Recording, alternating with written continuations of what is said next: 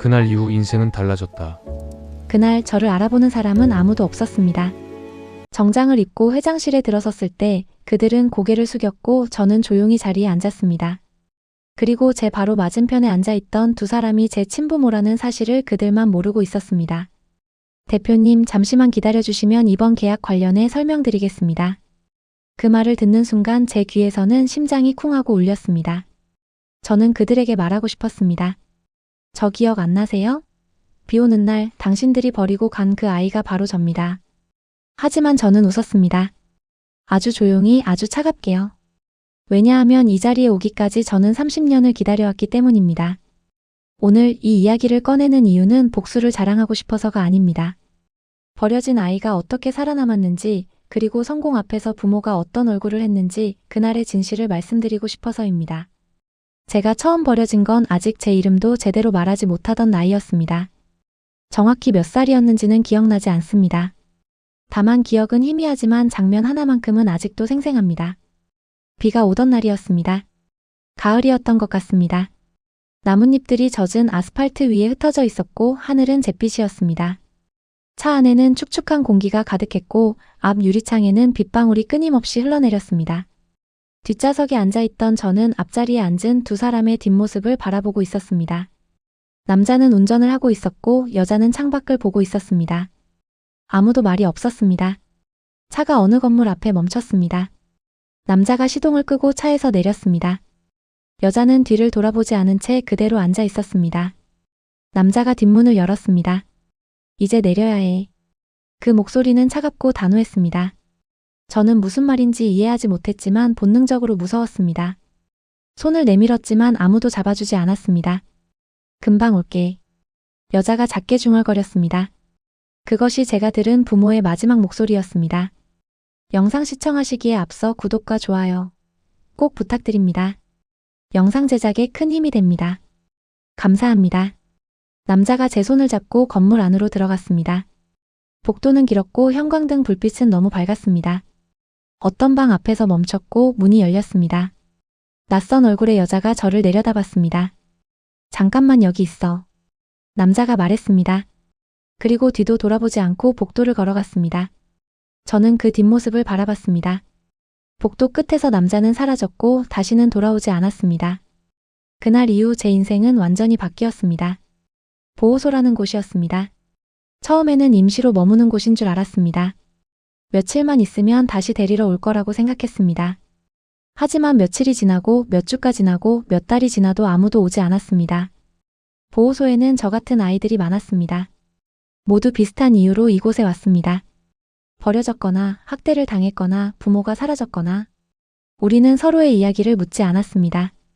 그럴 필요가 없었습니다. 우리 눈빛만 봐도 다 알 수 있었으니까요. 밤이 되면 여러 명이 한 방에서 잤습니다. 침대가 부족해서 매트리스를 바닥에 깔고 자는 아이들도 있었습니다. 어떤 아이는 잠결에 울었고 어떤 아이는 악몽을 꾸며 소리를 질렀습니다. 처음에는 무서웠지만 시간이 지나자 익숙해졌습니다. 제 이름도 바뀌었습니다. 정확히는 이름이 사라졌습니다. 보호소에서는 번호로 불렸습니다. 서류상의 번호, 침대 번호, 급식 번호. 저는 숫자가 되었습니다. 하지만 가장 힘든 건 그게 아니었습니다. 가장 힘든 건 왜 버려졌는지 모른다는 것이었습니다. 어른들은 아무것도 말해주지 않았습니다. 물어봐도 대답하지 않았습니다. 그냥 여기서 지내면 된다고 걱정하지 말라고만 했습니다. 하지만 걱정하지 않을 수가 없었습니다. 저는 제가 뭘 잘못했는지 끊임없이 생각했습니다. 말을 안 들어서? 울어서?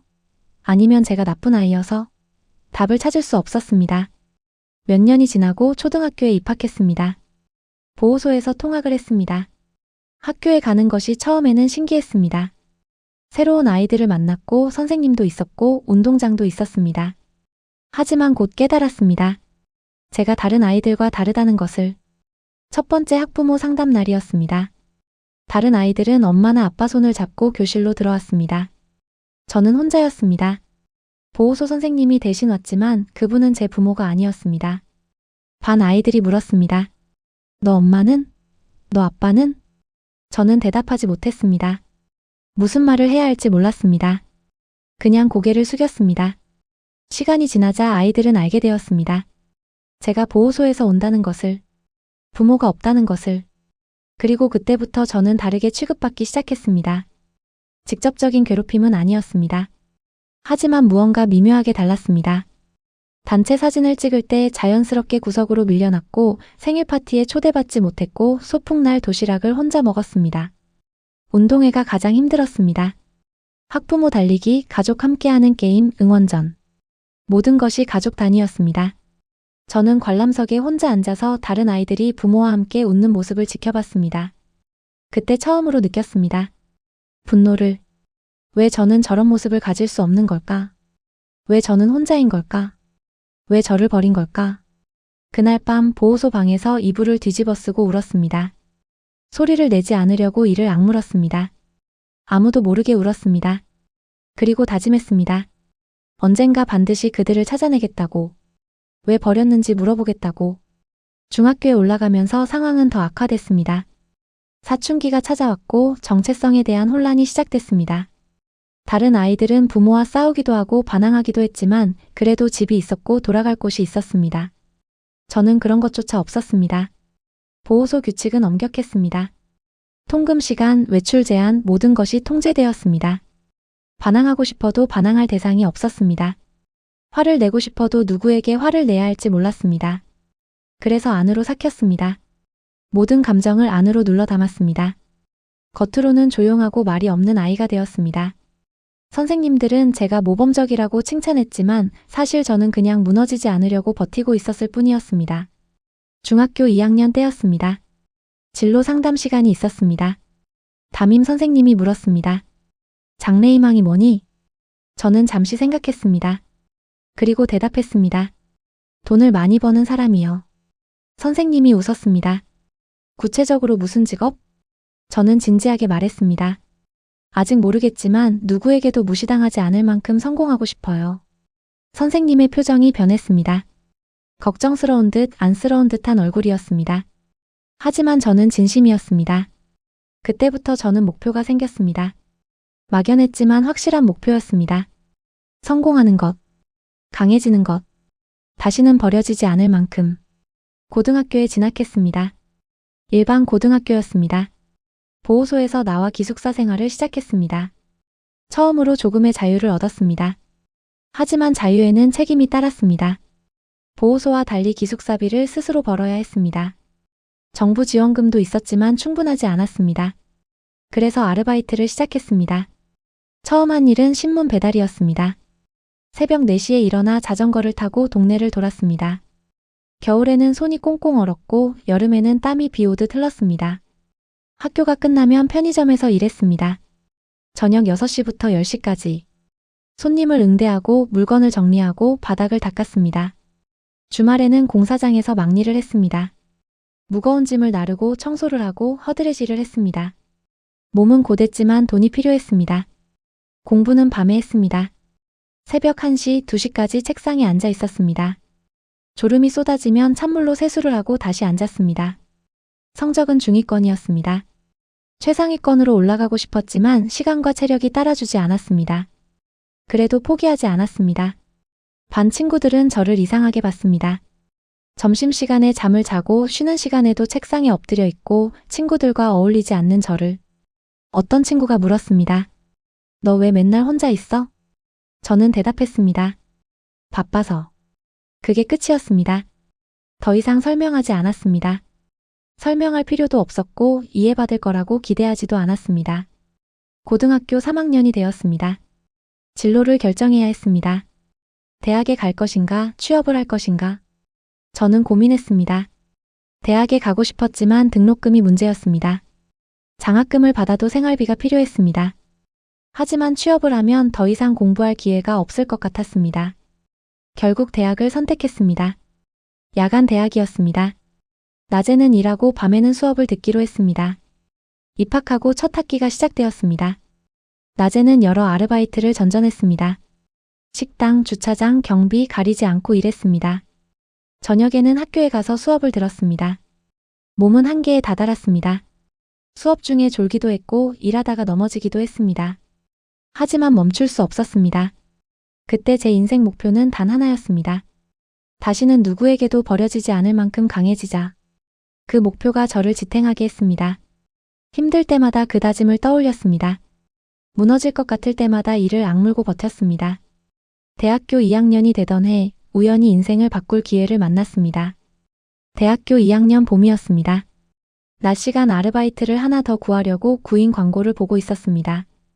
그때 한 광고가 눈에 들어왔습니다. IT 스타트업 인턴 모집. 경력 무관. 배우고자 하는 열정만 있으면 환영. IT라는 분야는 낯설었습니다. 컴퓨터는 학교 도서관에서 과제할 때나 사용했고 전공도 경영학이었습니다. 하지만 묘하게 끌렸습니다. 경력 무관이라는 말이 희망처럼 느껴졌습니다. 이력서를 냈고 며칠 뒤 연락이 왔습니다. 면접을 보러 갔습니다. 작은 사무실이었습니다. 책상 5개, 직원 서너 명이 전부였습니다. 면접관은 젊은 남자였습니다. 30 초반쯤 되어 보였습니다. 경험이 없는데 왜 지원했어요? 저는 솔직하게 대답했습니다. 배우고 싶습니다. 지금은 아무것도 모르지만 누구보다 열심히 하겠습니다. 그 남자가 저를 한참 쳐다봤습니다. 그리고 물었습니다.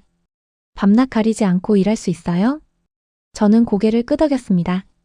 지금도 그렇게 살고 있습니다. 그렇게 합격했습니다. 첫 출근날 저는 아무것도 몰랐습니다. 프로그래밍 언어가 뭔지, 코딩이 뭔지, 서버가 뭔지 하나도 몰랐습니다. 다른 직원들이 하는 말이 외계어처럼 들렸습니다. 하지만 포기하지 않았습니다. 모르는 건 물어봤고 이해가 안 되면 밤새워 공부했습니다. 유튜브 강의를 보고 무료 온라인 강좌를 들었습니다. 처음 몇 달은 지옥이었습니다. 낮에는 회사에서 일하고 저녁에는 학교에 가고 밤에는 독학으로 공부했습니다. 잠은 하루에 3시간, 많아야 4시간이었습니다. 몸은 비틀거렸지만 정신만은 또렷했습니다. 이게 기회라는 걸 알았습니다. 놓치면 안 된다는 걸 알았습니다. 석 달쯤 지났을 때였습니다. 대표가 저를 불렀습니다. 생각보다 잘하네요. 정식 직원으로 채용하고 싶은데 어때요? 그 순간 눈물이 날 뻔했습니다. 억눌렀습니다. 감사합니다.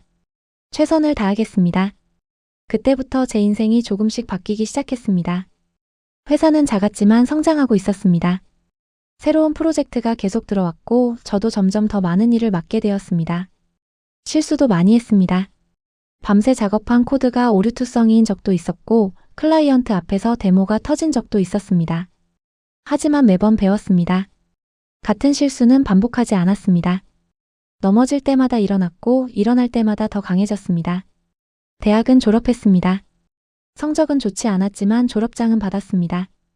이제 온전히 일에만 집중할 수 있었습니다. 회사 생활 3년 차가 되었을 때 저는 팀장이 되어 있었습니다. 믿기지 않았습니다. 불과 몇 년 전만 해도 아무것도 몰랐던 제가 이제 후배들을 가르치고 있었습니다. 하지만 만족하지 않았습니다. 더 높이 올라가고 싶었습니다. 더 많이 배우고 싶었습니다. 그러던 중 대표가 제안했습니다. 독립해서 사업을 해보는 게 어때요? 제가 초기 투자를 할게요. 저는 놀랐습니다. 왜 저한테 그런 제안을 하시는 건가요? 대표가 웃었습니다.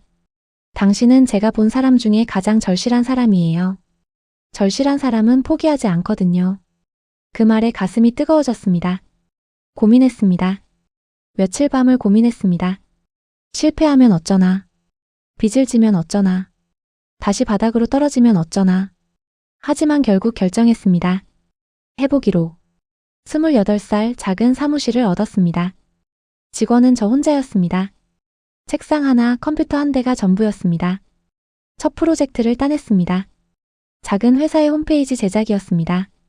밤낮 없이 작업했습니다. 완성했고 납품했습니다. 클라이언트가 만족했습니다. 입소문이 났습니다. 프로젝트가 하나둘씩 늘어났습니다.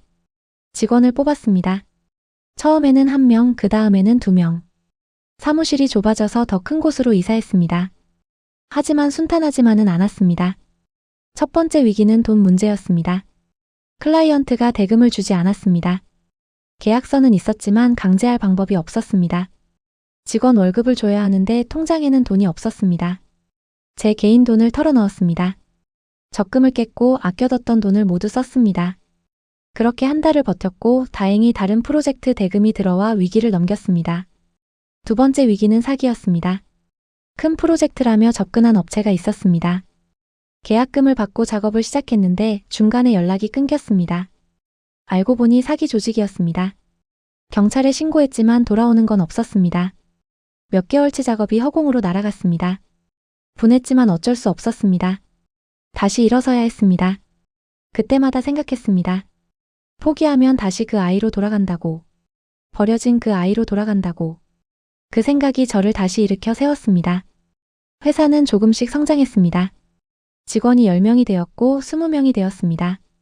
매출도 늘었습니다.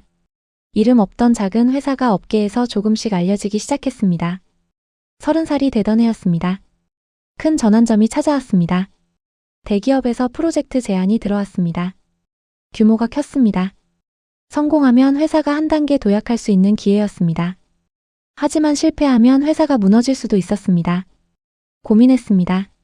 밤새 고민했습니다. 직원들과 회의를 했습니다. 한 직원이 말했습니다. 대표님, 저희 한번 해봅시다. 지금까지도 잘 해왔잖아요. 그 말에 용기를 얻었습니다. 프로젝트를 수주했습니다. 팀을 꾸렸습니다. 모두가 죽을 각오로 일했습니다. 석 달 동안 주말도 없었고 밤도 없었습니다. 중간에 문제가 생겼습니다. 기술적인 난관이었습니다. 해결 방법을 찾지 못했습니다. 며칠 밤을 새웠지만 답이 나오지 않았습니다. 포기하고 싶었습니다. 이번엔 정말 끝이라는 생각이 들었습니다. 하지만 새벽 4시 갑자기 아이디어가 떠올랐습니다. 즉시 코드를 짰습니다. 해냈습니다. 문제가 해결되었습니다. 그렇게 프로젝트를 완성했습니다. 납품했고 대기업이 만족했습니다. 그리고 그들이 말했습니다. 추가 프로젝트도 맡기고 싶은데 투자 유치에 관심 있으신가요? 투자 유치. 상상도 못했던 말이었습니다.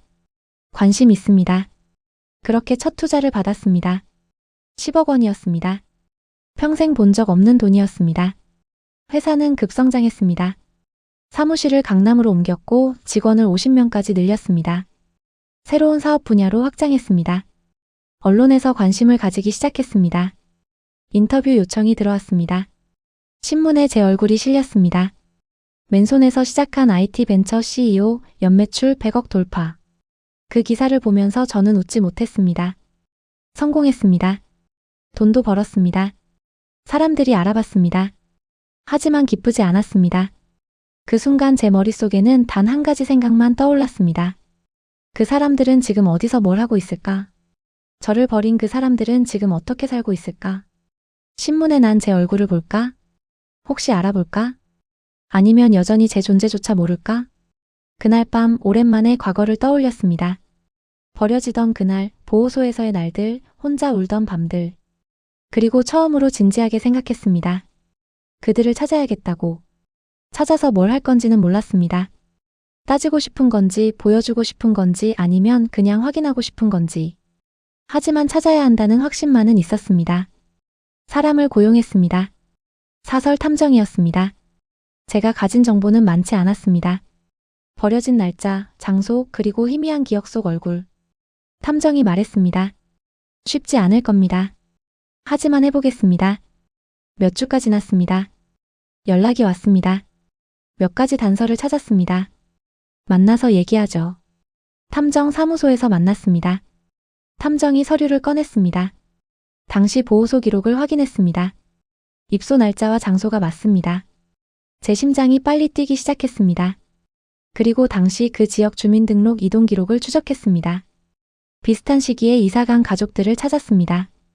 탐정이 사진 한 장을 꺼냈습니다. 이 부부일 가능성이 높습니다. 사진을 봤습니다. 중년의 남녀였습니다. 낯설었지만 묘하게 익숙했습니다. 확실합니까? 100%는 아닙니다. 하지만 정황상 가능성이 매우 높습니다. 더 조사해주세요. 확실한 증거를 찾아주세요. 며칠 뒤 다시 연락이 왔습니다. 유전자 검사를 하면 확실히 알 수 있습니다. 그들의 DNA 샘플을 구해야 하는데 어떻게든 구해주세요. 비용은 상관없습니다. 탐정이 방법을 찾았습니다. 합법적인 선에서 샘플을 확보했습니다. 검사를 의뢰했습니다. 결과를 기다리는 일주일이 평생처럼 길었습니다. 잠을 잘 수 없었습니다. 일에 집중할 수 없었습니다. 그리고 결과가 나왔습니다. 일치율 99.9%. 친부모가 확실합니다. 그 말을 듣는 순간 모든 게 멈췄습니다. 정말이었습니다. 진짜 부모였습니다. 탐정이 추가 정보를 건넸습니다. 현재 중소기업을 운영하고 있습니다. 제조업 관련 회사입니다. 규모는 그리 크지 않고 최근 몇 년간 경영 상태가 좋지 않습니다. 더 자세히 알려주세요. 슬아의 자녀가 한 명 더 있습니다. 딸입니다. 당신보다 5살 어립니다. 그 말에 충격을 받았습니다. 그러니까 저를 버린 후에 다른 아이를 낳았다는 거군요. 그렇습니다. 온갖 감정이 밀려왔습니다. 분노, 배신감, 허탈함. 저는 버렸으면서 다른 아이는 키웠다는 거군요. 탐정은 대답하지 않았습니다. 더 조사하시겠습니까? 아니요. 이 정도면 충분합니다. 사무실로 돌아왔습니다. 책상에 앉아 서류를 펼쳤습니다. 부모의 정보, 회사 정보, 주소, 전화번호. 모든 걸 알았지만 뭘 해야 할지 몰랐습니다. 찾아가서 따질까? 왜 버렸냐고 물을까? 아니면 그냥 무시할까? 며칠 동안 고민했습니다. 그리고 어느 날 기묘한 우연이 찾아왔습니다. 직원이 보고를 했습니다. 대표님, 새로운 거래처 미팅이 잡혔습니다. 회사 이름을 들었습니다. 그 이름이었습니다. 부모가 운영하는 회사였습니다. 저는 잠시 멍했습니다. 대표님? 아, 네. 언제죠? 다음 주 화요일입니다. 알겠습니다. 운명이었습니다. 제가 찾아가지 않아도 그들이 저에게 온 것입니다. 일주일 동안 준비했습니다. 무엇을 말할지, 어떻게 행동할지. 하지만 정작 그날이 다가오자 아무것도 정리되지 않았습니다. 화요일 아침이 밝았습니다. 회사에 출근했습니다. 정장을 입었습니다. 거울을 봤습니다. 30대 초반의 남자가 서 있었습니다. 성공한 사업가의 얼굴이었습니다. 하지만 그 안에는 여전히 버려진 아이가 숨어 있었습니다. 미팅 시간이 되었습니다. 회의실로 향했습니다. 문을 열었습니다. 그리고 그들을 봤습니다. 30년 만에 회의실 안에 두 사람이 앉아 있었습니다. 남자와 여자. 제 부모였습니다. 30년이라는 시간은 사람을 많이 바꿔놓았습니다. 희미한 기억 속 얼굴과는 달랐습니다. 주름이 깊어졌고 머리는 희끗희끗했습니다. 남자는 배가 나왔고 여자는 야위어 보였습니다. 하지만 확실했습니다. 그들이었습니다. 저는 천천히 자리에 앉았습니다. 침착하게 보이려고 애썼습니다. 하지만 손이 떨렸습니다. 책상 밑으로 손을 내려 주먹을 쥐었습니다. 그들은 고개를 숙이며 인사했습니다. 안녕하십니까? 이렇게 시간 내주셔서 감사합니다. 남자의 목소리였습니다. 나이든 목소리였습니다. 하지만 여전히 그 억양, 그 톤을 기억했습니다. 앉으세요. 제 목소리는 놀랍게도 안정적이었습니다. 감정을 숨기는 법을 너무 오래 연습해왔던 탓이었습니다. 직원이 서류를 나눠줬습니다. 계약 관련 자료였습니다. 그들의 회사가 저희 회사의 시스템 구축을 의뢰한 건이었습니다. 여자가 말했습니다. 저희 회사가 규모는 작지만 최선을 다해 협력하겠습니다. 그 목소리. 금방 올게. 그 말을 했던 목소리. 저는 서류를 넘기며 천천히 물었습니다. 회사는 언제부터 운영하셨습니까?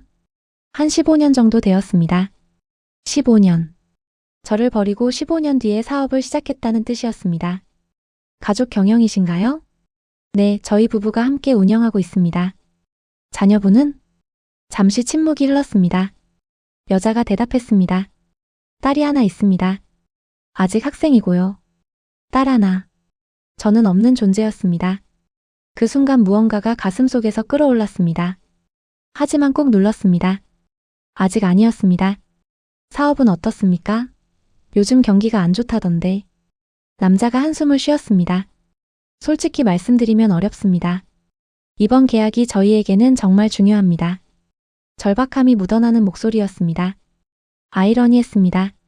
저를 버렸을 때도 저렇게 절박했을까요? 이해합니다.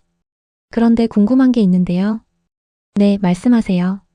사업하시면서 가장 힘들었던 순간이 언제였습니까? 예상치 못한 질문이었는지 그들은 당황했습니다. 여러 번 있었습니다만. 남자가 말했습니다. 가장 힘들었던 건 아무래도 시작할 때였죠. 자본도 없고 경험도 없고. 그래도 시작하셨잖아요. 왜입니까? 여자가 대답했습니다. 가족을 위해서였습니다. 먹고 살아야 했으니까요. 가족을 위해서. 그 말이 비수처럼 꽂혔습니다. 어떤 가족입니까? 딸이 태어나고 나서 더 열심히 살아야겠다는 생각이 들었습니다. 저는 고개를 끄덕였습니다. 자식이 있으면 책임감이 생기죠.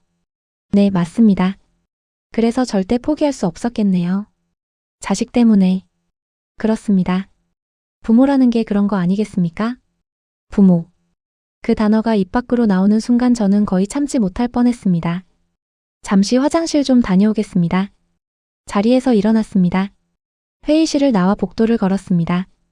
화장실에 들어가 세면대에 찬물을 틀었습니다. 얼굴을 씻었습니다. 거울을 봤습니다.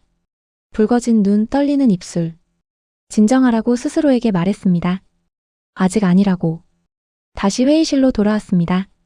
자리에 앉았습니다. 죄송합니다. 계속하죠. 미팅은 1시간 넘게 이어졌습니다. 기술적인 내용, 비용, 일정을 논의했습니다. 그 사이 저는 그들을 관찰했습니다. 남자는 긴장해 있었습니다. 볼펜을 계속 만지작거렸습니다. 여자는 조심스러웠습니다. 말을 아꼈고 표정 관리를 했습니다. 평범한 중년 부부였습니다. 사업이 어려워 힘들어하는 사람들이었습니다. 특별히 나쁜 사람들로는 보이지 않았습니다. 하지만 제게는 저를 버린 사람들이었습니다. 미팅이 끝나갈 무렵이었습니다. 남자가 조심스럽게 물었습니다. 그러면 이번 계약은 긍정적으로 검토해 주실 수 있을까요? 저는 서류를 덮었습니다. 검토해 보겠습니다. 일주일 안에 연락드리겠습니다. 감사합니다. 정말 감사합니다. 그들은 일어서서 깊게 인사했습니다. 그리고 회의실을 나갔습니다. 저는 그대로 앉아 있었습니다. 한참을 직원이 들어왔습니다. 대표님 괜찮으세요? 아, 네. 괜찮습니다. 저 업체는 어떻게 하시겠습니까? 일단 보류하겠습니다. 네, 알겠습니다. 그날 밤 집에 돌아와서도 잠을 잘 수 없었습니다. 침대에 누워 천장을 바라봤습니다. 온갖 생각이 머릿속을 스쳤습니다. 그들은 저를 전혀 알아보지 못했습니다. 당연했습니다. 버린 게 30년 전이었고 그때 저는 어린아이였으니까요. 하지만 그게 더 화가 났습니다. 얼굴도 기억 못하는 아이를 어떻게 버릴 수 있었을까? 며칠 동안 고민했습니다. 계약을 진행할 것인가, 거절할 것인가? 이성적으로 생각하면 계약을 해야 했습니다. 사업적으로 문제가 없었고 저희 회사에도 이익이었습니다. 하지만 감정적으로는 거절하고 싶었습니다. 복수하고 싶었습니다. 일주일이 지났습니다. 결정을 내려야 했습니다. 직원을 불렀습니다. 그 업체 계약 진행하지 않겠습니다. 네. 왜요? 조건이 괜찮았는데. 개인적인 이유입니다. 직원은 더 묻지 않았습니다. 거절 통보를 했습니다. 남자에게서 전화가 왔습니다. 대표님, 혹시 조건이 문제였다면 다시 조정할 수 있습니다. 조건의 문제가 아닙니다. 그럼 무엇이 문제입니까? 신뢰의 문제입니다. 신뢰요? 저희가 뭔가 잘못했습니까? 자세한 설명은 어렵습니다. 죄송합니다. 전화를 끊었습니다. 하지만 그것으로 끝이 아니었습니다. 며칠 뒤 여자에게서 이메일이 왔습니다. 긴 편지였습니다. 대표님께 저희가 무엇을 잘못했는지 모르겠습니다. 하지만 이번 계약이 정말 절실합니다. 저희 회사가 어려운 상황이고 이 계약이 무산되면 직원들을 해고해야 할 수도 있습니다. 부디 한 번만 더 기회를 주십시오. 읽으면서 씁쓸했습니다. 지금은 이렇게 애원하면서 30년 전에는 왜 저를 버렸을까? 답장하지 않았습니다. 한 달이 지났습니다. 소문을 들었습니다. 그 회사가 더 어려워졌다는 소문이었습니다. 묘한 기분이었습니다. 복수를 한 것 같기도 하고 아닌 것 같기도 하고. 그런데 어느 날 예상치 못한 일이 벌어졌습니다. 회사 로비에 누군가 찾아왔습니다. 젊은 여자였습니다. 20대 중반쯤 되어 보였습니다. 안내 직원이 전화했습니다. 대표님, 손님이 오셨는데 약속이 없으신 것 같습니다. 만나시겠습니까? 누군데요? 본인 소개를 안 하시는데 꼭 대표님을 만나야 한다고 합니다. 알겠습니다. 올라오라고 하세요. 잠시 뒤 문이 열렸습니다. 여자가 들어왔습니다. 그 순간 알았습니다. 이 사람이 누군지. 얼굴이 여자 제 친모를 닮았습니다. 그리고 탐정 보고서에서 봤던 사진 속 인물이었습니다. 제 동생이었습니다. 앉으세요. 여자는 앉지 않았습니다. 서서 저를 똑바로 쳐다봤습니다. 왜 저희 부모님께 그러시는 겁니까? 예상했던 질문이었습니다. 무슨 말씀이신지 모르겠는데요. 계약을 거절하셨잖아요. 이유도 없이. 사업상 판단이었습니다. 거짓말 마세요. 분명 다른 이유가 있을 겁니다. 저는 침묵했습니다. 여자가 목소리를 높였습니다. 저희 부모님이 뭘 잘못하셨는데요? 성실하게 사업하시고 직원들한테도 잘해주시고 그런 분들인데 왜 이러시는 겁니까? 성실하게. 그 말이 웃겼습니다. 부모님이 어떤 분들인지 잘 아시나 봐요. 당연하죠. 제 부모님인데요. 평생 함께 사셨으니까요. 네, 그렇습니다. 행복하셨겠네요. 무슨 말씀이신지. 아무것도 아닙니다. 저는 자리에서 일어났습니다. 더 드릴 말씀이 없습니다. 나가주세요. 여자의 눈에 눈물이 고였습니다. 제발요. 저희 부모님은 평생 열심히 사셨어요. 잘못하신 게 없어요. 그런데 왜 이러세요? 그 말에 뭔가가 터져버렸습니다. 잘못하신 게 없다고요? 네. 정말 아무것도 모르시는군요. 무슨 말씀이세요? 나가세요. 지금 당장. 목소리가 떨렸습니다. 더 이상 참을 수 없었습니다. 여자는 눈물을 흘리며 나갔습니다. 문이 닫힌 후 저는 책상에 주저앉았습니다. 숨이 가빠졌습니다. 왜 이러는 걸까요? 왜 저는 이렇게 화가 나는 걸까요? 성공했습니다. 돈도 벌었습니다. 이제 행복해야 하는데 행복하지 않았습니다. 그날 저녁 혼자 술을 마셨습니다. 거의 마시지 않던 술이었습니다. 하지만 그날은 마셨습니다. 취하고 싶었습니다. 아무것도 생각하고 싶지 않았습니다. 하지만 술을 마셔도 생각은 멈추지 않았습니다. 동생. 저에게는 동생이 있었습니다. 저보다 5살 어린 동생. 부모는 저를 버린 후 그 아이를 낳았고 키웠고 사랑했습니다. 왜 저는 버렸을까요? 왜 그 아이는 키웠을까요? 무엇이 달랐을까요? 답을 알 수 없었습니다. 며칠 뒤 다시 연락이 왔습니다. 이번에는 남자 제 친부였습니다. 직접 찾아뵙고 싶습니다. 시간 내주실 수 있겠습니까? 거절할 수도 있었습니다. 하지만 만나기로 했습니다. 회사 근처 카페에서 만났습니다. 남자는 훨씬 초췌해 보였습니다. 딸한테 들었습니다. 찾아갔었다고. 네. 미안합니다. 애가 철이 없어서. 괜찮습니다. 잠시 침묵이 흘렀습니다. 남자가 입을 열었습니다. 솔직히 말씀드리겠습니다. 저희 회사가 정말 어렵습니다. 이대로면 폐업해야 할 수도 있습니다. 저는 커피를 마셨습니다. 대표님께서 왜 저희를 거절하셨는지 모르겠습니다. 혹시 제가 모르는 과거에 뭔가 있었습니까? 과거요. 네. 혹시 제가 대표님께 잘못한 게 있습니까? 기억은 안 나지만. 기억이 안 나신다고요? 네. 정말 모르겠습니다. 그 말에 웃음이 나왔습니다. 기억이 안 난다니. 혹시 아들 있으셨습니까? 남자의 얼굴이 굳었습니다. 왜 그런 질문을? 그냥 궁금해서요. 따님 외에 다른 자녀가 있으신가 해서요. 긴 침묵이 흘렀습니다. 그리고 남자가 말했습니다. 아주 오래전에 있었습니다. 과거형이군요. 사고로. 잃었습니다. 사고요? 네. 그건 거짓말이었습니다. 사고가 아니라 유기였습니다. 저는 자리에서 일어났습니다. 더 이상 할 말이 없을 것 같네요. 대표님, 제발. 계약은 없습니다. 그리고 다시는 연락하지 마십시오.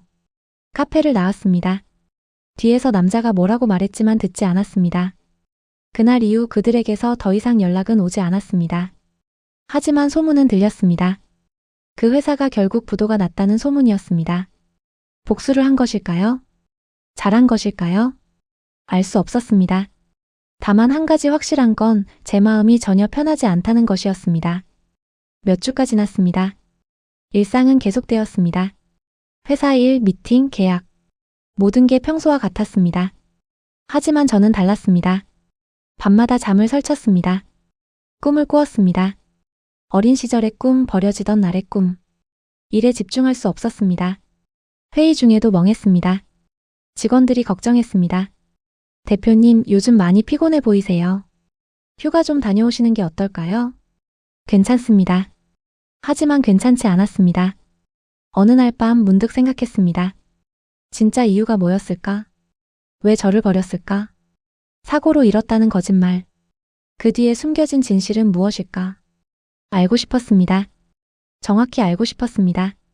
다시 탐정을 고용했습니다. 이번에는 더 깊이 파달라고 했습니다. 당시 상황을 최대한 자세히 알아봐 주세요. 왜 저를 버렸는지 그 이유를 찾고 싶습니다. 탐정이 물었습니다. 그걸 알아서 어떻게 하실 건가요? 모르겠습니다. 하지만 알아야 할 것 같습니다. 알겠습니다. 시간이 좀 걸릴 겁니다. 상관없습니다. 몇 주가 지났습니다. 탐정에게서 연락이 왔습니다. 만나서 얘기하죠. 꽤 많은 걸 알아냈습니다. 탐정 사무소로 갔습니다. 탐정은 두꺼운 파일을 꺼냈습니다. 당시 상황을 재구성해 봤습니다.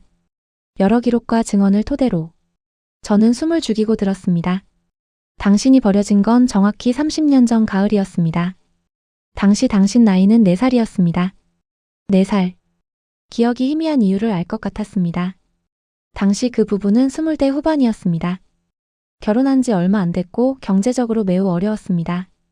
경제적 이유였나요? 그것만은 아닙니다. 탐정이 서류를 넘겼습니다. 당시 그들에게는 큰 빚이 있었습니다. 남자가 사업을 하다 실패했고 빚쟁이들에게 쫓기고 있었습니다. 그래서 저를 버린 건가요? 더 복잡합니다.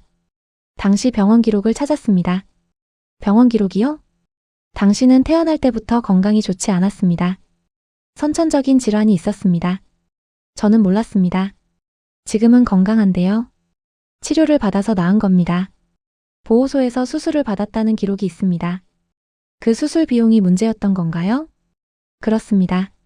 당시 수술 비용이 수천만 원이었습니다. 그들에게는 감당할 수 없는 금액이었죠. 그래도 자식인데. 탐정이 다른 서류를 꺼냈습니다. 더 있습니다. 당시 여자 당신 어머니는 이미 임신 중이었습니다. 제 동생을요? 네. 임신 2달째였습니다. 그 말에 모든 게 이해되었습니다. 새 아이가 오고 있었고 병든 아이를 키울 여력이 없었던 것입니다. 선택한 거군요. 저 대신 그 아이를. 탐정은 대답하지 않았습니다. 더 있습니다. 더요? 당시 주변 사람들의 증언을 모았습니다. 이웃, 친척들의 얘기를요. 무슨 얘기였습니까? 그들이 당신을 버리기 전 몇 달 동안 많이 고민했다고 합니다. 싸우기도 많이 했고요. 고민을 했다는 게 위안이 되어야 할까요? 한 증언이 특히 흥미로웠습니다. 당시 여자의 친구였던 사람입니다. 뭐라고 했습니까? 여자가 울면서 말했다고 합니다. 아이를 버리는 게 아니라 살리는 거라고. 보호소에 맡기면 치료를 받을 수 있고 자기들보다 더 나은 환경에서 자랄 수 있다고. 합리화군요. 그렇게 볼 수도 있습니다. 하지만 당시 상황을 보면 탐정이 또 다른 서류를 보여줬습니다. 당시 그들이 살던 집 사진입니다. 사진을 봤습니다. 허름한 단칸방이었습니다.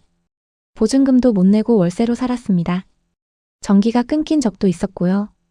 그래도 자식을 버릴 이유가 되나요? 저는 판단하지 않겠습니다.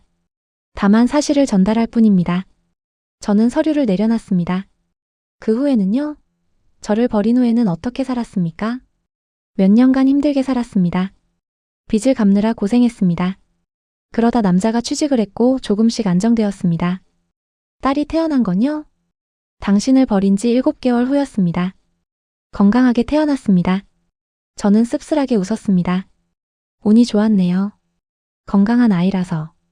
그 후로 그들은 평범하게 살았습니다.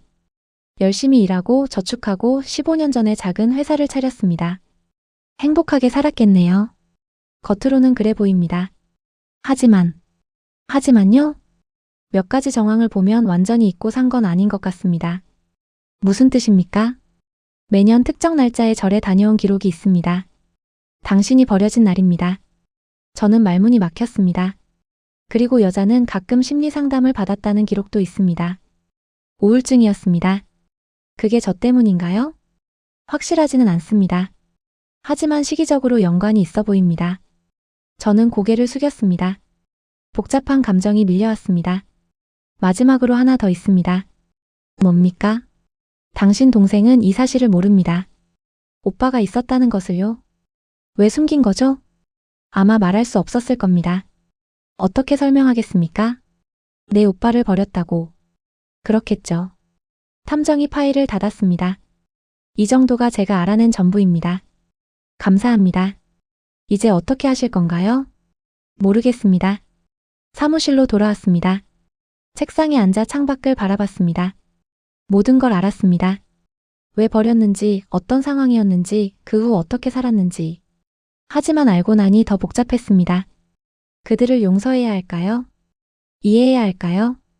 아니면 여전히 미워해야 할까요? 답을 알 수 없었습니다. 며칠 후 우연히 길에서 그 동생을 마주쳤습니다.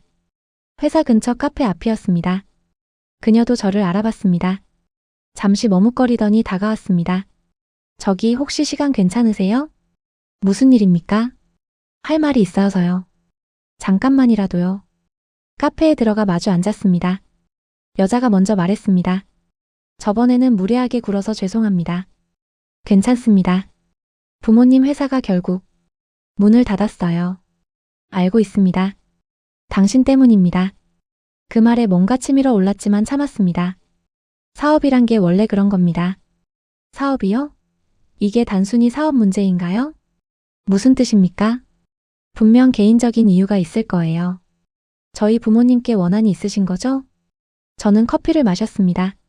당신 부모님이 어떤 분들인지 정말 아세요? 당연하죠.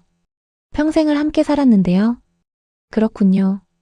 여자가 목소리를 낮췄습니다. 알려주세요. 뭐가 문제인지, 뭘 잘못하신 건지. 정말 모르십니까? 네, 정말 모르겠어요. 저는 한참을 그녀를 바라봤습니다. 순진한 얼굴이었습니다. 정말 아무것도 모르는 얼굴. 당신에게는 오빠가 있었습니다. 네. 무슨. 당신보다 5살 많은 오빠가요. 여자의 얼굴이 굳었습니다. 무슨 말씀이세요? 당신 부모님은 당신이 태어나기 전에 아들이 하나 있었습니다. 그런 얘기 들어본 적 없어요. 당연히 못 들었겠죠. 숨겼을 테니까요. 왜 갑자기 이런 말을? 그 아들을 보호소에 버렸거든요.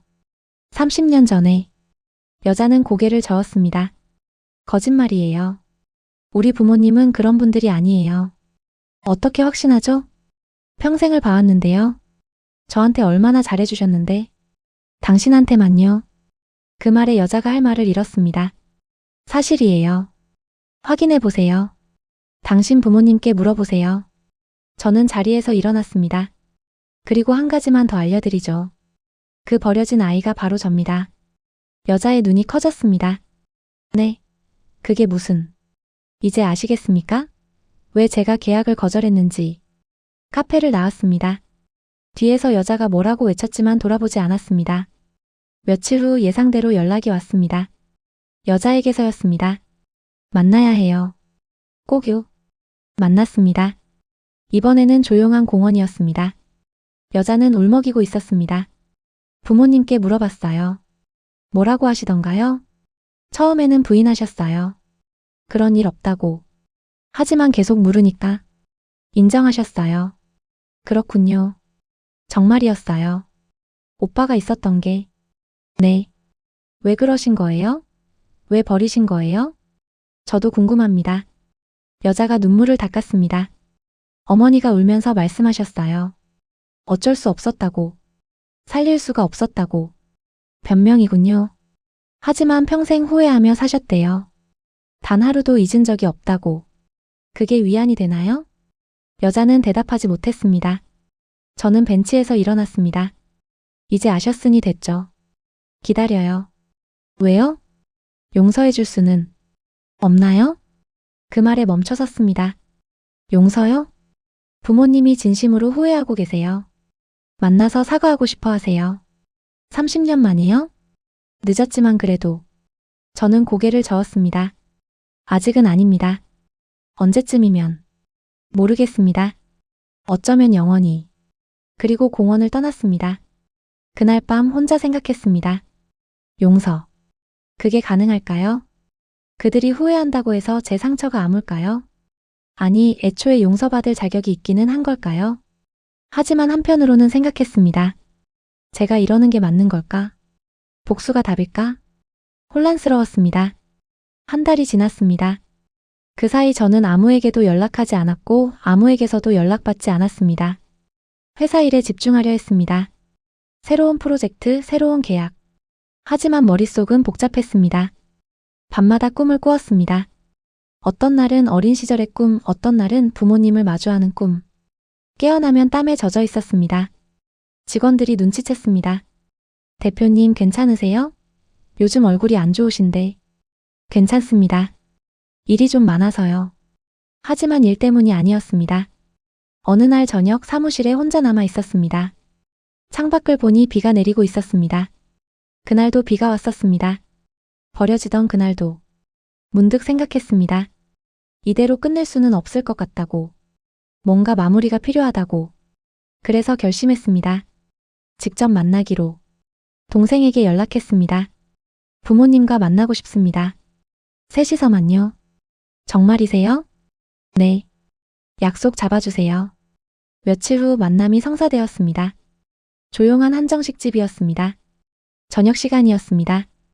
약속 시간보다 일찍 도착했습니다. 방으로 안내받아 앉아서 기다렸습니다. 심장이 빠르게 뛰었습니다. 손이 떨렸습니다. 물을 마셨지만 목이 말랐습니다. 문이 열렸습니다. 세 사람이 들어왔습니다. 남자, 여자, 그리고 동생. 저는 일어나지 않았습니다.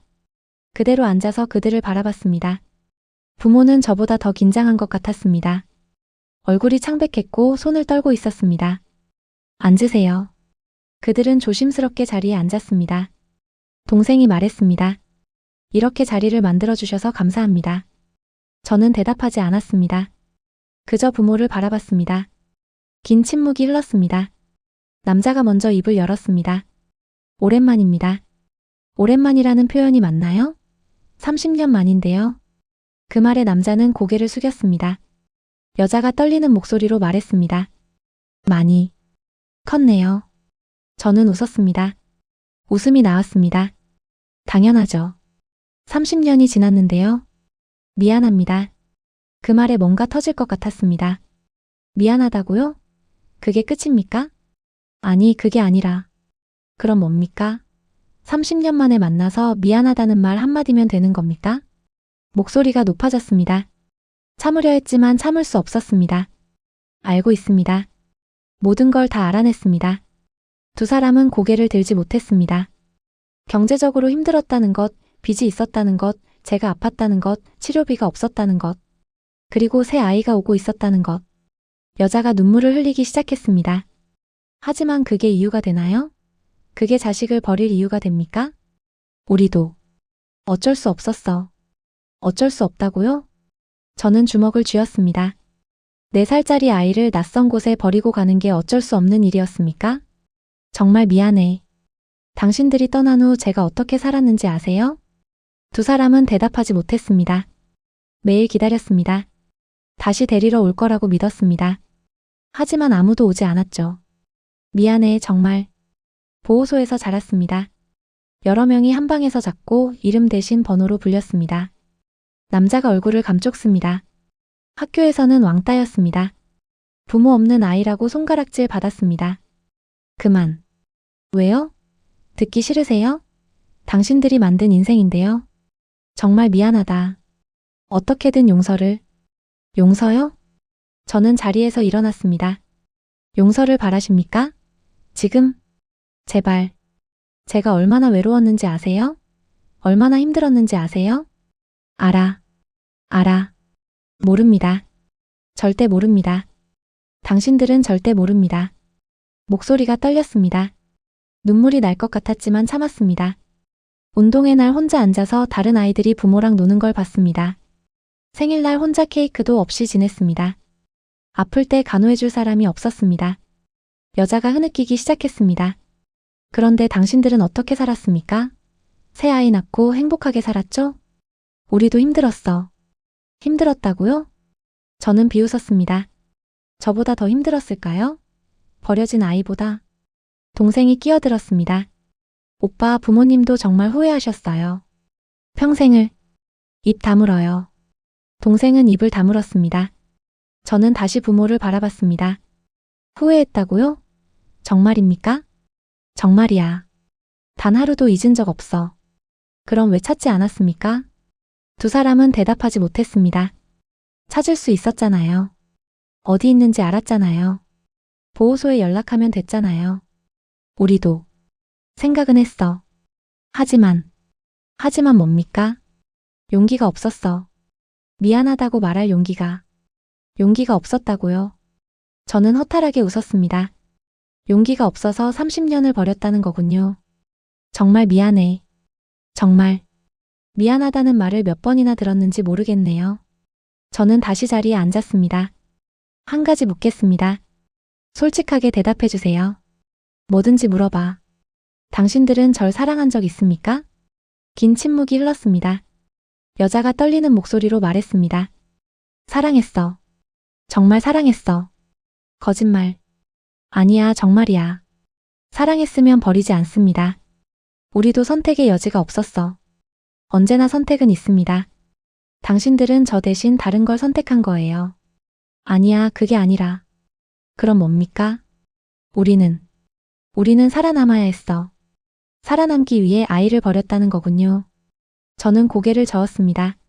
알겠습니다. 솔직한 대답 고맙습니다. 제발 용서해줘. 용서요. 저는 그들을 번갈아 보았습니다. 제가 왜 용서해야 합니까? 우리가 잘못했어. 정말 잘못했어. 안다면 됐죠. 제가 뭘 더 해야 합니까? 만나죠. 가끔이라도. 왜요? 우리도 네가 보고 싶어. 이제요? 30년 만에요? 남자가 무릎을 꿇었습니다. 제발 한 번만 기회를 줘. 저는 그 모습을 내려다봤습니다. 무릎 꿇은 아버지, 울고 있는 어머니. 예전 같았으면 이 장면을 꿈꿨을 것입니다. 그들이 무릎 꿇고 빌고 제가 복수하는 장면을. 하지만 지금은 달랐습니다. 이 장면이 전혀 달콤하지 않았습니다. 오히려 씁쓸했습니다. 일어나세요. 제발. 일어나라고요. 남자가 천천히 일어났습니다. 저는 한숨을 쉬었습니다. 솔직히 모르겠습니다. 당신들을 용서해야 하는지 말아야 하는지. 두 사람은 저를 바라봤습니다. 당신들은 저를 버렸습니다. 그건 사실입니다. 변하지 않는 사실입니다. 알아. 하지만 이유가 없었던 건 아니군요.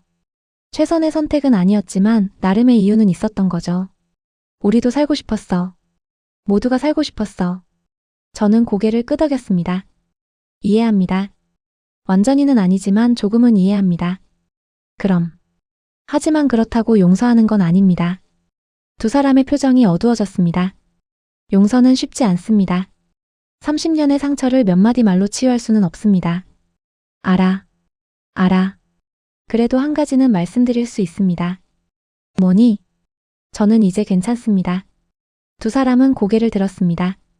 당신들 없이도 잘 살았습니다. 성공했고 강해졌고 행복을 찾았습니다. 여자가 울음을 터뜨렸습니다.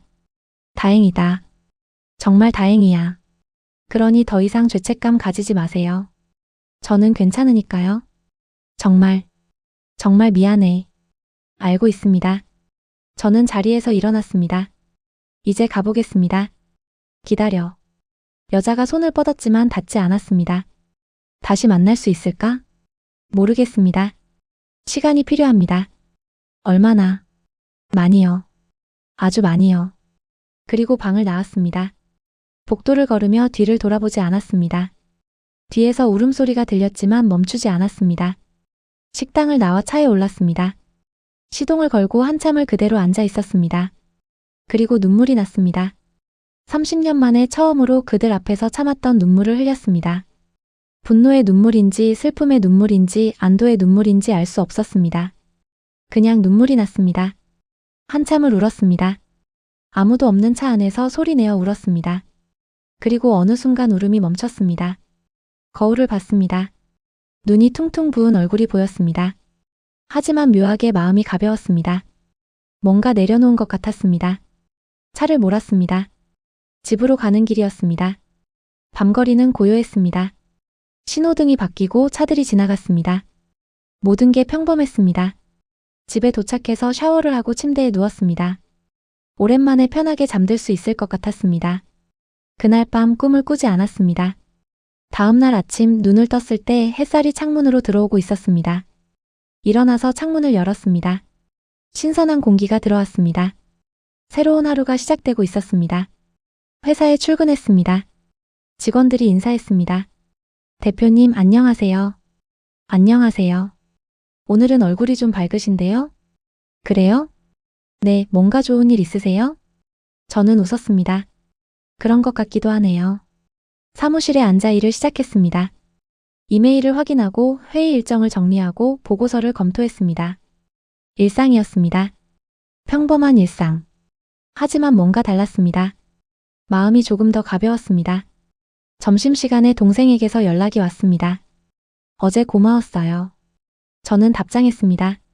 괜찮습니다. 부모님이 많이 우셨어요. 그렇겠죠. 오빠는 어때요? 모르겠어요. 복잡해요. 천천히 생각해 보세요. 시간을 가지세요. 그럴게요. 그리고 한 가지만 더요. 뭔데요? 오빠가 있다는 거 알게 돼서 좋아요. 저는 잠시 멈칫했습니다. 저도요. 언젠가 진짜 오빠처럼 지낼 수 있을까요? 글쎄요. 어쩌면요. 기다릴게요. 고맙습니다. 전화를 끊고 창밖을 바라봤습니다. 앞으로 어떻게 될까요? 그들과 다시 가족이 될 수 있을까요? 확신할 수 없었습니다. 하지만 한 가지는 확실했습니다. 저는 이제 그들에게 묶여있지 않다는 것. 제 인생은 제 것이라는 것. 그리고 그것만으로도 충분하다는 것. 저녁이 되어 퇴근했습니다. 차를 몰고 집으로 가는 길에 문득 생각이 들었습니다. 보호소에 가보고 싶다고. 제가 자랐던 그곳에 가보고 싶었습니다. 다음 주말 그곳을 찾아갔습니다. 보호소는 그대로였습니다. 건물은 조금 낡았지만 여전히 같은 자리에 있었습니다. 차에서 내려 건물을 올려다봤습니다. 20년 넘게 보지 못했던 풍경이었습니다. 현관문을 열고 들어갔습니다. 복도의 냄새, 형광등 불빛, 모든 게 기억 속 그대로였습니다. 안내 데스크에 젊은 직원이 앉아 있었습니다. 무슨 일로 오셨나요? 예전에 여기 있었던 사람입니다. 둘러봐도 될까요? 아, 네. 물론이죠. 천천히 복도를 걸었습니다. 한 걸음 한 걸음이 과거로 돌아가는 것 같았습니다. 제가 살았던 방 앞에 섰습니다. 문은 닫혀 있었습니다. 노크했습니다. 들어오세요. 문을 열었습니다. 방 안에는 여러 아이들이 있었습니다. 침대가 늘어서 있고 책상이 있고 작은 사물함들이 있었습니다. 제가 살았던 모습 그대로였습니다. 아이들이 저를 쳐다봤습니다. 호기심 어린 눈빛이었습니다. 선생님이 물었습니다. 누구세요? 예전에 여기 살았던 사람입니다. 잠깐 추억 좀 되살리려고요. 아, 그러세요. 천천히 둘러보세요. 방 안을 걸었습니다. 창가로 갔습니다. 제가 늘 앉아서 밖을 내다보던 자리였습니다. 창밖 풍경은 달라졌지만 하늘은 그대로였습니다. 한 아이가 다가왔습니다. 어린 남자아이였습니다. 아저씨 정말 여기 살았어요? 응, 아주 오래전에. 좋았어요? 저는 잠시 생각했습니다. 글쎄, 힘들었지만 그래도 버틸 수 있었어. 저도 빨리 나가고 싶어요. 왜? 여기 싫어요. 친구들 다 부모님 있는데 저만 없어요. 그 말에 가슴이 아팠습니다. 그때의 제 모습이 보였습니다. 알아. 힘들지. 아저씨는 어떻게 나갔어요? 열심히 살았어. 포기하지 않고. 저도 할 수 있을까요? 물론이지. 넌 할 수 있어. 아이의 눈에 희망이 보였습니다. 선생님이 아이를 불렀습니다. 민수야, 이리 와. 아이는 저에게 손을 흔들고 갔습니다. 저는 다시 창밖을 바라봤습니다. 그리고 깨달았습니다. 제가 여기 온 이유를 과거와 화해하기 위해서였습니다. 상처를 인정하고 받아들이고 그리고 앞으로 나아가기 위해서. 보호소를 나왔습니다. 차에 올라 한참을 앉아 있었습니다. 그리고 전화를 걸었습니다. 동생에게. 나야. 오빠, 무슨 일이에요? 부모님 연락처 좀 알려줄래? 정말요? 연락하실 거예요? 아직 모르겠어. 일단 알려줘. 동생이 번호를 알려줬습니다. 전화를 끊고 그 번호를 한참 바라봤습니다. 그리고 전화를 걸었습니다. 신호음이 울렸습니다. 한 번, 두 번, 세 번. 여보세요? 여자의 목소리였습니다. 제 어머니였습니다. 저예요. 잠시 침묵이 흘렀습니다. 아, 아들아. 그 말에 가슴이 뭉클했습니다. 아들. 그 호칭을 듣는 게 얼마만인지. 통화 괜찮으세요? 그럼 물론이지. 저는 심호흡을 했습니다. 식사 한번 하실래요? 아버지랑 같이요. 정말. 정말이니? 네. 다음 주 어때요? 좋아, 좋고 말고. 그럼 다음 주 토요일 점심에 연락드릴게요. 알았어. 고마워. 전화를 끊었습니다. 손이 떨렸습니다. 제가 뭘 한 건지 믿기지 않았습니다. 하지만 후회되지는 않았습니다. 다음 주 토요일이 되었습니다. 약속 장소는 조용한 레스토랑이었습니다. 먼저 도착해서 기다렸습니다. 떨렸지만 이번에는 달랐습니다. 분노보다는 긴장이었습니다. 그들이 도착했습니다. 둘 다 단정하게 옷을 입고 왔습니다. 테이블에 마주 앉았습니다. 와주셔서 감사합니다. 아니야, 불러줘서 고마워. 메뉴를 보고 주문했습니다. 어색한 침묵이 흘렀습니다. 음식이 나왔습니다. 천천히 먹기 시작했습니다. 남자가 조심스럽게 물었습니다. 요즘 어떻게 지내니? 바쁘게 지내고 있어요. 회사 일이 많아서요. 그렇구나. 건강은? 괜찮아요. 다시 침묵이 흘렀습니다. 여자가 말했습니다. 저번에는 미안했어. 너무 놀라게 해서. 괜찮습니다. 저도 너무 감정적이었어요. 아니야, 네가 화낼만 했어. 당연해. 저는 포크를 내려놓았습니다. 솔직히 말씀드릴게요. 아직도 힘들어요. 두 사람은 고개를 끄덕였습니다. 당연하지. 이해해. 하지만 노력하고 싶어요. 용서는 아니더라도 이해는 하고 싶어요. 고마워. 정말 고마워.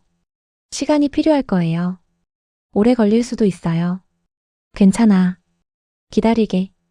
평생이라도. 그리고 한 가지만 약속해주세요. 뭐든지 말해봐. 다시는 거짓말하지 마세요. 숨기지 마세요. 약속할게. 절대. 저는 고개를 끄덕였습니다. 그렇다면 천천히 시작해봐요. 처음부터 다시요. 남자가 눈물을 흘렸습니다. 고맙다. 정말 고맙다. 식사는 2시간 넘게 이어졌습니다. 이런저런 이야기를 나눴습니다. 깊은 얘기는 아니었습니다. 회사 일, 날씨, 음식 얘기. 하지만 중요한 건 함께 있다는 것 자체였습니다. 헤어질 때 여자가 물었습니다. 다음에 또 만날 수 있을까? 생각해 볼게요. 언제든지 연락해. 기다리게. 네. 그들이 떠나는 모습을 바라봤습니다. 늙은 부부의 뒷모습이었습니다. 30년 전 그날 저를 버리고 떠나던 그 뒷모습과 겹쳤습니다. 하지만 지금은 달랐습니다. 이번에는 제가 선택한 것이었습니다. 집으로 돌아오는 길 동생에게서 전화가 왔습니다. 오빠 어땠어요? 괜찮았어요. 정말요? 부모님이 엄청 기뻐하셨대요. 그래요? 네. 전화하셔서 계속 고맙다고 하셨어요. 다행이네요. 오빠 고마워요. 왜요? 기회를 줘서요. 부모님께. 저도 제 자신을 위해서예요. 그래도 고마워요. 정말. 전화를 끊고 운전을 계속했습니다. 신호등이 빨간색으로 바뀌어 멈췄습니다. 옆 차선을 보니 가족이 타고 있었습니다. 아버지가 운전하고 어머니가 조수석에, 뒷자리에는 아이들이 앉아 있었습니다. 예전 같았으면 부러웠을 것입니다. 질투했을 것입니다. 하지만 지금은 그냥 평범한 풍경이었습니다. 신호등이 바뀌었습니다. 차를 몰았습니다. 집에 도착해서 소파에 앉았습니다. 조용했습니다. 핸드폰을 꺼내 사진첩을 열었습니다. 최근에 찍은 사진들이 있었습니다. 회사 직원들과 찍은 사진, 사업 파트너들과의 사진, 시상식에서 찍은 사진. 그리고 며칠 전 동생과 찍은 사진. 웃고 있는 제 모습이 있었습니다. 언제부터 이렇게 웃을 수 있게 됐을까요? 문득 깨달았습니다. 복수는 상대를 무너뜨리는 게 아니라 내가 살아남았다는 걸 보여주는 것이라고. 그리고 저는 살아남았습니다. 버려진 아이는 더 이상 없었습니다. 이제 저는 선택하는 사람이었습니다. 몇 달이 지났습니다. 부모님과는 한 달에 한 번 정도 만났습니다. 식사를 하거나 커피를 마셨습니다. 처음에는 어색했습니다. 무슨 말을 해야 할지 몰랐습니다. 하지만 시간이 지나면서 조금씩 편해졌습니다. 완전한 가족은 아니었습니다. 30년의 공백을 채우기에는 너무 많은 시간이 지났습니다. 하지만 새로운 관계를 만들어가고 있었습니다. 과거의 부모 자식이 아닌 새로운 관계를. 동생과는 더 자주 만났습니다. 처음에는 낯설었지만 이제는 편했습니다. 어느 날 동생이 물었습니다. 오빠 행복해요? 저는 잠시 생각했습니다. 글쎄요.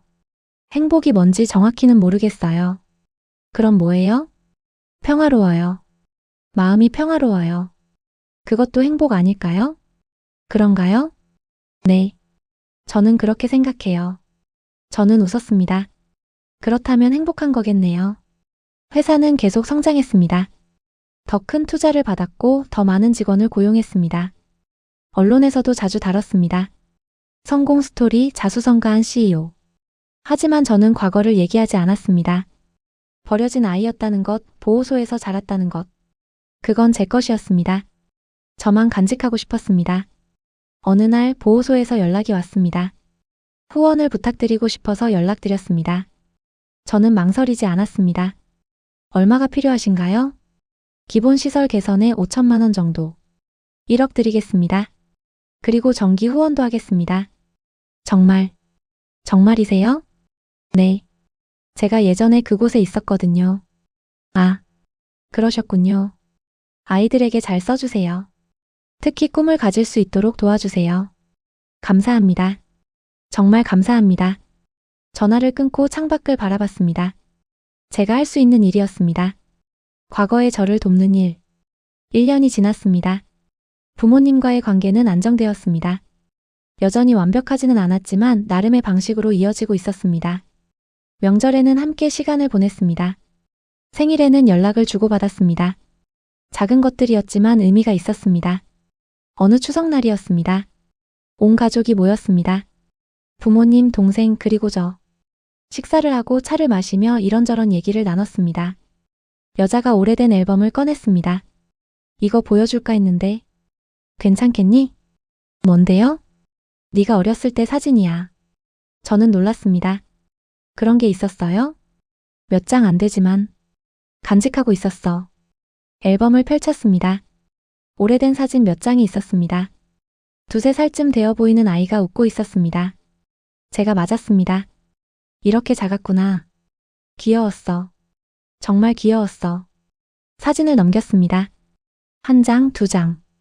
마지막 사진은 4살쯤 되어 보이는 제 모습이었습니다. 카메라를 보고 있었습니다. 웃고 있지는 않았습니다. 이게 마지막 사진이야. 그날 찍은. 그날. 버려지던 그날. 여자의 눈에 눈물이 고였습니다. 미안해. 정말 미안해. 저는 사진을 한참 바라봤습니다.